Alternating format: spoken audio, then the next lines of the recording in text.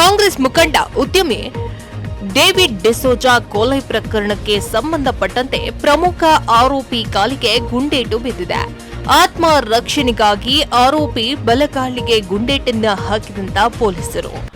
ಆರೋಪಿ ಯುಪಿ ಮೂಲದ ಶೂಟರ್ ರಾಜು ಗುಂಡೇಟಿನಿಂದ ಗಾಯಗೊಂಡಿದ್ದಾನೆ. ಇನ್ನು ಉಡುಪಿ ಜಿಲ್ಲೆಯ ಗಡಿ ಭಾಗದಲ್ಲಿ ಇರುವಂತಹ ಬೈಂದೂರು ಒತ್ತಿನಣೆ ಪ್ರದೇಶದಲ್ಲೇ ಈ ಘಟನೆ ಸಂಭವಿಸಿದೆ. ಕೃತ್ಯದಲ್ಲಿ ಭಾಗಿಯಾಗಿದ್ದಂತಹ ಮೂವರು ಬೈಂದೂರಿನಲ್ಲಿ ಪತ್ತೆಯಾಗಿದ್ರು.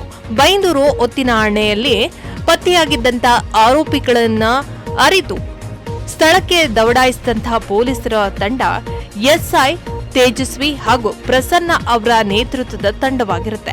ಈ ವೇಳೆ ಪೊಲೀಸರ ಮೇಲೆ ದಾಳಿ ಕೂಡ ಮಾಡಿರ್ತಾರೆ ಆರೋಪಿಗಳು. ಆತ್ಮ ರಕ್ಷಣೆಗಾಗಿ ಆರೋಪಿ ಶೂಟರ್ ರಾಜು ಮೇಲೆ ಪೊಲೀಸರಿಂದ ಫೈರ್ ನಡೆಸಲಾಗಿದೆ.